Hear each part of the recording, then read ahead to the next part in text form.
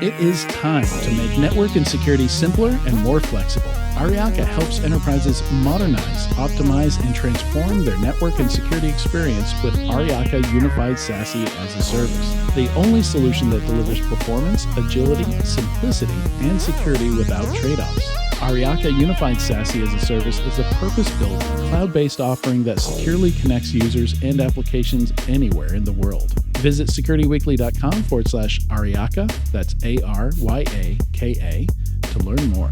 ThreatLocker implements a least privileged approach to cybersecurity, blocking every executable unless specifically authorized by your team. This methodology mitigates ransomware, supply chain attacks, and zero-day exploits. It ensures 24/7, 365 protection for your organization. To learn more about how ThreatLocker can help prevent known and unknown threats in your digital environment, safeguard your data and operations from threat actors, and align your organization with compliance frameworks, visit securityweekly.com/ThreatLocker. Application Security Weekly delivers interviews and news from the worlds of AppSec, DevOps, and all the other ways people find and fix software flaws. Join us as we explore how the latest news highlights modern security practices or reminds us of the missing ones. We also bring insights from interviews on topics from training to threat modeling, from open source tools to cloud-native techniques, plus an occasional reference from new wave to synthwave. Find us at securityweekly.com/subscribe or look for Application Security Weekly wherever you pick your podcasts. Good morning, and coming at you live from Black Hat 2024. We're here at day 2. I'm Mandy Logan with Security Weekly and Cyber Risk Alliance. And joining us this morning is Michael Lyborg, the Chief Information Security Officer at Swimlane. And thankfully, Michael is here and going to share some things about cutting through the AI peanut butter to find out which AI advantages are actual true advantages to the SOC team. Michael, thank you for joining us. Thank you. How are you been today? Oh, great. Early morning, but I got my coffee in, so I think I'm ready to go. Wonderful, wonderful. So, in looking over your mission, your goal, your intent at Swimlane now, and then also your background with extensive adoption of AI, figuring out how to use it for your mature customers, figuring out how to really create the advantage and allow individual security teams to benefit from AI and early adoption of other automation practices. Tell me something right now that is one of your most exciting or the thing that has gotten you most excited about generative AI recently. Yeah, I mean, I have some good personal experiences. So one of the things is, we send and report KPIs all the time to the rest of the executive team and to the board, etc. And a lot of times, as we interview the board and everybody else, you send in them pie charts and trend lines, and they're like, well, what does this mean, right? So one of the really quick wins that we just did fairly recently was we took all of our data from multiple sources, like all of our IT ticketing, security, risk, vulnerability management, and then we just asked our hero AI, hey, can you give me year over year, quarter over quarter, month over month, week over week, depending on what that cron schedule looks like, and then give me a summary, like as a CISO to the board, and it's beautifully like this written, and obviously it helps them out with understanding what all those metrics really mean and if you're trending in the right or wrong direction. So I think that's a really quick win. Well, that is beautiful. And that was something I zeroed in on looking at your products on the Hero AI, just simply because of the summary part of being able to summarize, to categorize the information, prioritize it, actually help with remediation. Yeah. Big deal. And to mitigate the risk. Go ahead. Yeah, those recommendations, right? We were all worried, and we always talk about like skills gap and the time it takes to ramp, right? So even if you have all the automations in place and you have your well-defined playbooks, right, in a mature organization like our customers and partners out there, there still takes time. Like, 'cause not everybody knows every CNAP, not everybody knows every SIM query language. So when you can then like build those prompts that are tailored to your organization, right? And say like, hey, as a security analyst, what do we want these things to look like, or what do you recommend from this? And then even automate that. Maybe not automate the remediation. I don't think we're there yet. Okay. But as far as automating the context and bringing in all this beautiful information to help those analysts out with the deterministic like workflow and what to do next. And with you mentioning of the prompts from Hero AI, can you give us like one tidbit of something that you found shocking about how the prompt actually helped? Yeah, I think, well, I mean, you also want to make sure that you can remove like, hey, if something doesn't know anything, it's not just Hero, it's chat, like any of the, Right. what's important there is also build in some of those safeguards and saying like, hey, if you don't know, tell me you don't know. So it doesn't start hallucinating or something like that, right? Are you able to tell it just don't hallucinate? Yeah.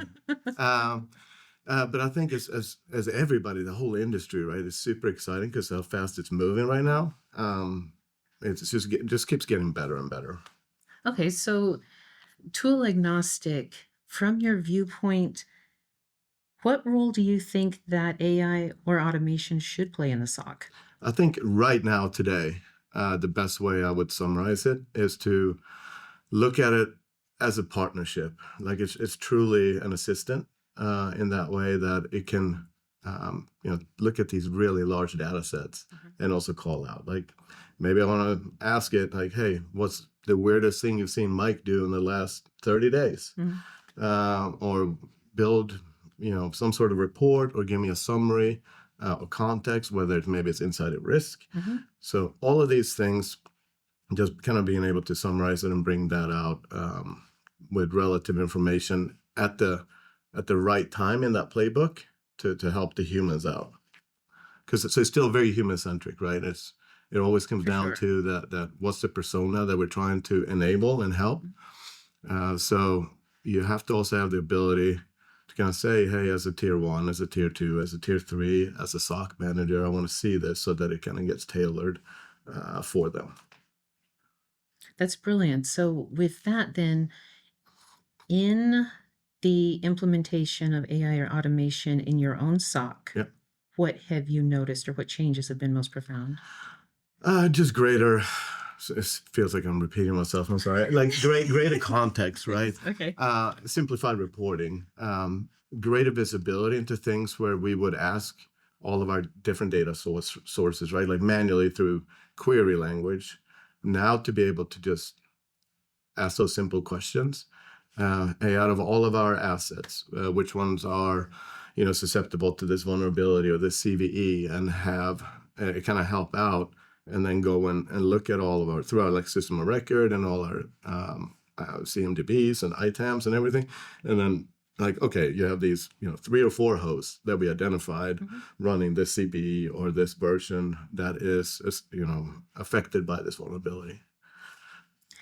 Because otherwise you have to be a subject matter expert on all those systems and kind of ask using those query languages, right?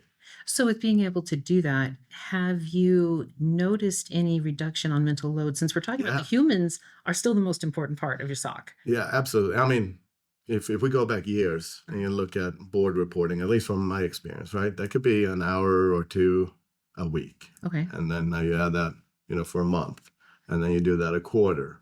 And sometimes you also have to go, you don't own all the data always, right? So you may have to create tickets to other business units to go and grab some of those things. and so now, so where it's helping us immediately right now is that that's all fully automated, at least in our organization, right? So it's repeatable, it's predictable. Like everybody knows, like, hey, we're going to get the email of the weekly or the monthly or the quarterly roll-ups in 5 minutes. And they always know what that format looks like. So it makes it easy for them to then consume that and then say like, hey, Mike, what's going on? Or this is awesome. We're continuing in the right direction. And so to me, that sounds like you've perhaps also seen a greater rapidity for implementation in the human part of your SOC. Well, yeah, that's it. Right? We always have to ask the people.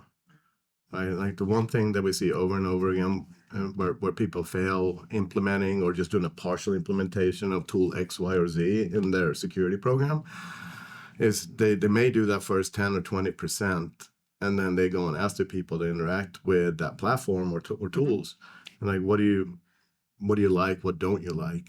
And then when you start grabbing that and then saying, okay, next phase, we're going to go from 20 to 40, from 40 to 80%, but then always rinse and repeat. So ask the stakeholders and ask the users what they like and what they want changed. Yeah. Because otherwise, if you start automating any of this or start using AI at the wrong time in that kind of time series, you may not get the benefits that you're looking for. And then people get frustrated. So focus on the people, like ask the board, ask the executive team, what is important to you? Because here's what I consider really important. So let's merge those two together. Everybody good? All right, let's move on. And then build it and automate it and then rinse and repeat and keep on growing that way. Well, those are great points. And it leads into then with your experience as a CISO, but also having been an early adopter of AI and other automation, what are other base points that you like to get out to your peers? Yeah, I think, I was in the military for a minute, and there we always said, you got to focus and master the basics. So I think we're almost there's tool overload right now. So we buy, whether it's platforms or point solutions, to kind of get some sort of outcome. Right. But we just keep on plugging more and more holes. So master the basics, get them all rolled out, and focus on the configuration so that everything is tuned and configured first. It's like in the military, shoot, move, communicate. If you can do that really well, it doesn't really matter what weapon system you have or how much gear or technology, because you're going to be really good at the baseline of what will keep you and your teams alive, right? The way we kind of taken that into defensive posture for our organization and other organizations is, well, okay, so if we're setting up a defensive position, like the most likely avenue of approach is here, here, and here. All right, let's put some tools on there that can plug those holes. We are going to accept the risk in some of these areas and then make sure that you're not really breaking down business where it's costly to the business, because everybody's, you got to make money too, right? So that's a balancing act of risk management and business like enablement. Beautiful. And I think that's such a part of kind of human experience too, because the same thing applies in sports. I mean, what is the famous quote about it's the masters are the ones that know the basics really well and can do them, execute. Muscle memory, right? Right. Absolutely. So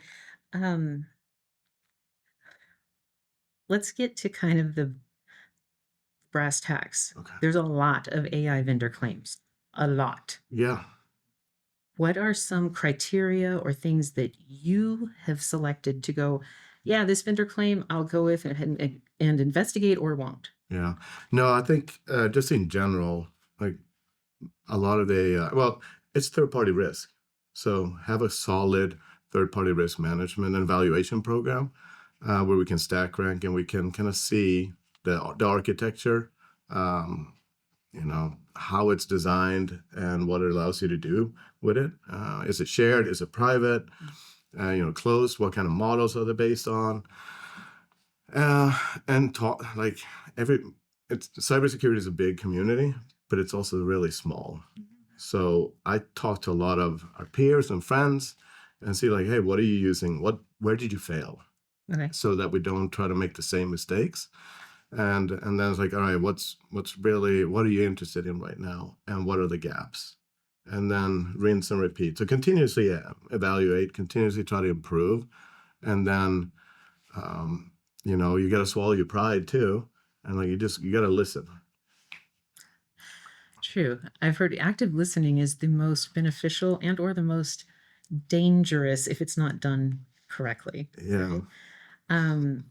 So on tools that you or your peers look at adopting and you don't have a chance to speak with a peer that is already using it, what is your gut reaction on looking at the marketing claims, at looking at, do you go into the white papers? Are there certain questions or things you do if it's something you don't get to crowdsource information on? Yeah, just often I just test drive it. Okay. But but push it through the ringer from your GRC and risk management teams for the third party, just to make sure that they have those the kind of bumper guards and just at least the basic controls in their environment to help reduce and manage that risk. I mean, even if someone might have told you that last year there were a bunch of hallucinations in this one model, right? It doesn't mean that that's active now. I mean, so what's their, what are they training the data on? How are they doing that? How often? What's the feedback loop and everything else? And then how many tokens as well, right? Like, what are the constraints and limitations with the design? Okay. So get technical. I mean, I'm not a data scientist, but we have really smart people at Swimlane that are. So I also ask them for advice. So I think third-party risk management, ask the really smart people if you don't know it and know that you don't know it all, and then draw that information in and then test it and make sure that you're getting, even if you're asking things that you know the answer to see how close it is. Or you think you know the answer to. Is that? I think, yeah. Yeah. For sure. So, sadly, we do have to close, but in a quick summary, would you agree with that? You feel the real place right now that AI can help the SOC is in the basics. Yeah, I think really bringing all of the information together, right? Being able to ask those questions and help the analysts out, help the SOC managers, and obviously, help me as well, right? With risk management and just visibility. I think that's where I would say it's a really, really awesome assistant right now to make us all better. Excellent. Well, Michael, thank you so much for being with us. Thank you. To find out more about Swimlane, please visit securityweekly.com/swimlanebh. If you can't stick around for the rest of the live stream, or if you are catching this afterwards, head on over to securityweekly.com/blackhat to find all of the Black Hat coverage by Cyber Risk Alliance. And please also check out Swimlane's presentation at Theater C at 11:25 tomorrow. Good morning and welcome back to our live coverage from Black Hat 2024. I'm Mandy with Security Weekly and Cyber Risk Alliance, and thankfully this morning I'm joined by Brandon Potter. He is the Chief Technical Officer at ProCircular, which is actually a Swimlane customer. And if you were with us yesterday, you definitely saw our interview with Swimlane themselves. And if you weren't with us yesterday, I highly suggest that you go look at it. First, Brandon, how are you today? I'm well, thank you. I am so glad. So this is interesting. I'm fascinated to get into this conversation because ProCircular is an MSSP. And you have been down in the trenches actually using Swimlane for automation. Yeah. Right? Yeah. Now, there's a number of parts to this, but could we first talk about how and why you chose ProCircular and how the low-code automation really helped? Yeah, absolutely. I mean, it's a challenge kind of from a multifaceted asset. You always hear about SOC analyst burnout and having too much data to get through, and we need to find more efficient ways to do that. And obviously, as a business, you have to find efficient ways to do that. And so being able to scale more rapidly, we started looking at automation platforms to help with some of the basics and the consistency or the things that have to happen with every alert or every data source that comes in. And so when you were searching, when you realized with ProCircular that you really wanted more automation to enhance your security team's effectiveness, what led Swimlane to be top of the choice for you?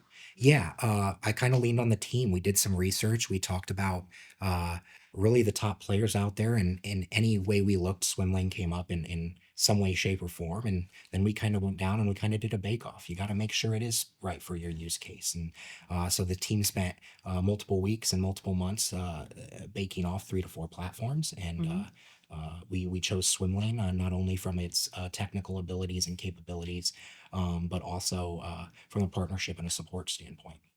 Oh, beautiful. Yeah. So was the fact that Swimlane is cloud native, did that drive your choice at all? Yeah, I think that helped drive the choice, right? Self-hosted versus cloud-hosted. You don't have to worry about resiliency as much. That's taken care of, so we can really focus on the meat and potatoes of what we were trying to do, and that was automate to be able to ensure that consistency and that increased value to our customers. Oh, nice. So take me back to the beginning, whenever you were really searching through options for automation and for helping your security team be more effective and efficient. Can you tell me about the proof of concept or the proof of value process? I'm sorry, the proof of value process that you went through with Swimlane. Yeah, I think we did a 2 or 3 week proof of value. We worked with the team to stand the platform up and worked with their engineering team to get the initial integrations built in. And then once we did that, we kind of ran it as a operational key component in our operations stack across various different customers with the various different stacks to really give us that opportunity to understand, how can we build that consistency and what we can do. And the proof of value process was great. The support was great. If we had questions, they were there. And I mean, I think at the end of that, when we kind of did the recap of the proof of value with minimal integrations, with minimal time, we were able to achieve almost a 70% efficiency gain Hmm, within 2 to 3 weeks. really? So And that was including the time that it took to train your staff on Swimlane itself? yeah, so we really focused on the analyst perspective and using Swimlane and the output that the automation could help with, whether it be enrichment of the alert sources that are coming in, um, and some of those native playbooks to really create that central point for our team to be able to use. So, coming from that moment, when you saw the proof of value, and sounds like perhaps across the board, not only from the practitioner side, but from your executive side, you go, yes, this is our choice. We are going forward with this. How long ago was that moment? Yeah, I think we've been a Swimlane customer 2.5 to 3 years at this point. So Really? we've seen a lot of change, Hmm. a lot of direction, and really just advancement in kind of the integrations of it and how it can be used to move the needle. That's really what we're trying to do. So, one of those innovations that you've seen change in these 2 to 3 years, we mentioned earlier about the playbook, the AI playbook functionality within Swimlane. Will you speak about why you enjoy the new iteration and offering? Yeah, it's much more in platform. So we've been on a couple different versions of Swimlane through our 10 year. Um, the new version allows growth within my team. You may not need to know how to code at the lowest level, but if you can understand how the playbooks are working and the interface on how to build those, it allows me to really burst within my team, which from a leadership standpoint, that gives my team members the ability to kind of do a little bit more. They can learn, they can get out of just the SOC analyst work. Mhm. So those analysts that have more that they want to do, they can start learning some of that through a more intuitive way.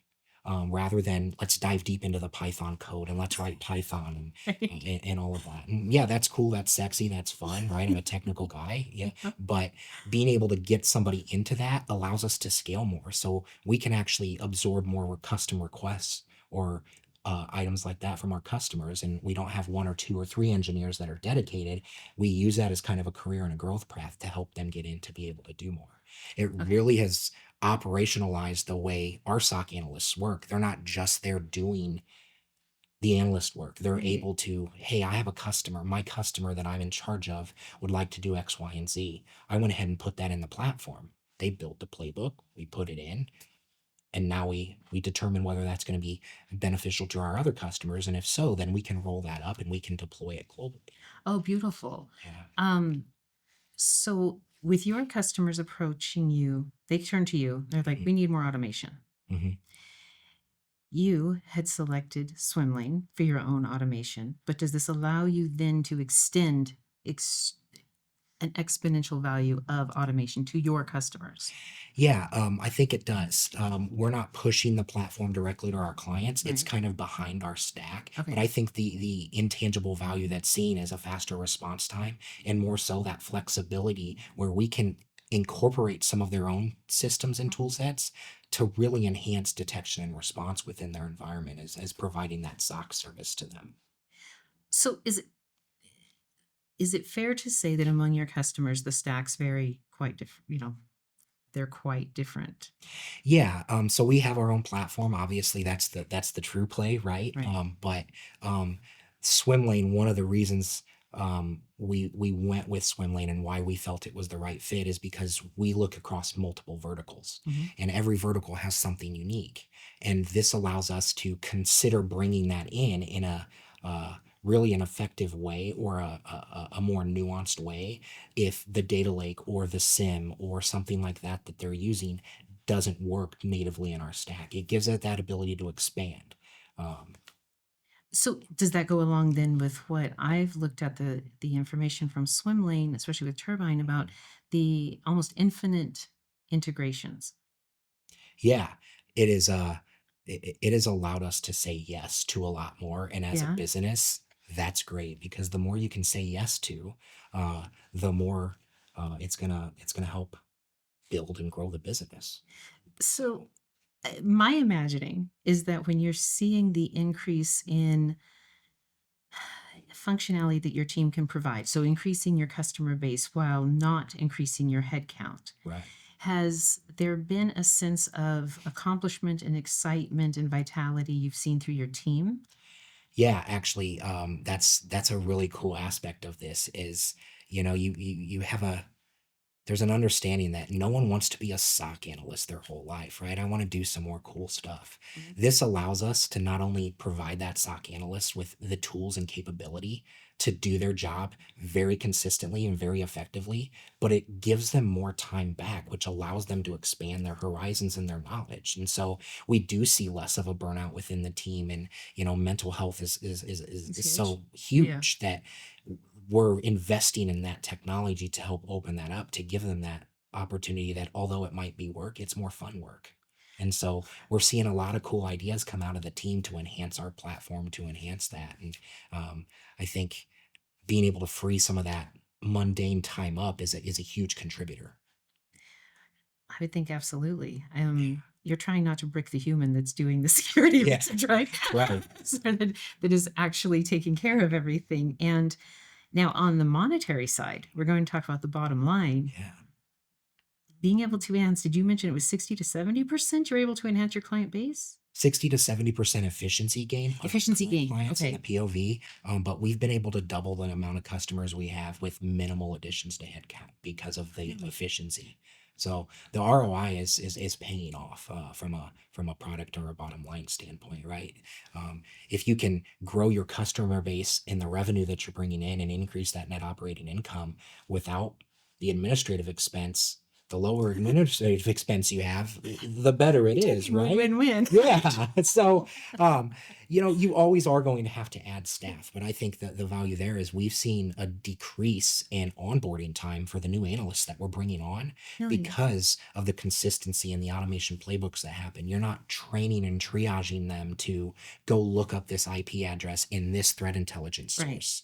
We're really able to automate that and enrich that data so they can focus on what matters, and that is, do we need to get a hold of our clients right now, or is this something we need to push more data? And I think the advancements in the platform, even in the future where they're going with the artificial intelligence integrations, and how we're leveraging, whether that be built in, whether that be a different model, to really enhance that capability as well. So, kind of following up with Yeah. that, if since you are in the MSSP space, Mhm. what advice do you give to other MSSPs that are looking to enhance automation? Um, it takes time. You have to put the TLC into it. Um, Spending the time up front with the right plan, understanding your use cases, that's going to give you the best bet. Okay. You'll have the basics done. You won't be fighting certain things down the line. You'll be able to build off of the right place at the right time for the right scalability. So when these new features such as the artificial and AI intelligence integrations come out, you're able to actually focus time on how that can really move the needle rather than let's get that in, but this isn't done over here. You're able to focus that time and gain that time back with what you saved with your automation implementations. Beautiful. So then separate from that, have you noticed with Swimlane and decrease in time per investigation? We have, yeah. And I think that's just the ability and its openness of being able to do some of the threat intelligence enrichment on the data sources coming in Mhm. to have that. So we know, yes or no, we've been able to see a decrease in our mean time to detect as well as our mean time to respond. Oh, wow. Wow. So you've got it all. You got the ROI, you got everything else Oh, naturally, coming yeah. in. Yeah, you got to sell it to the leaders in the org, right? And we have to have tangible metrics. And I think the way the data is incorporated within the Swimlane platform specifically allows us to really surface that in the right way to show that. Okay. And can you give a brief synopsis then of what is ProCircular's strategy with AI on a grand scale? Even before you started with Yeah. Swimlane, had you already developed, yeah, this is how we're going to go? Yeah, so we're new to it like everyone is, Okay. right? Nobody's an expert in that. We are doing some fun, unique things, whether we're leveraging a model that's coming through a partner because it's very specifically trained for certain tasks from a SecOps standpoint, you know, using natural language to be able to ask it to do something. For example, I need to understand if this user has logged in from any country outside of X within the last 30 days. Being Okay. able for a less experienced analyst to just say that, or more importantly, have that prompt built into an automated playbook that just goes and then sends the data back. That's where we're seeing a large value right now. Wow. Well, Brandon, I want to thank you for joining us. And um, I'm thrilled. I'm very happy that your company has had such substantial increase in not only your reduction of stress on your team itself, but also being able to increase your client base. I'm really glad you got partnered with Swimlane. Yeah, so are we. You are. Yeah, absolutely. So thank you for joining us. Thank you. Now, to all of our beautiful listeners, to find out more about Swimlane, please visit securityweekly.com/swimlanebh. If you can't stick around for the rest of our live stream, or if you are catching this afterwards, please head on over to securityweekly.com/blackhat to find all of the Black Hat coverage by Cyber Risk Alliance. And if you are in the market for an MSSP, please check out ProCircular.com.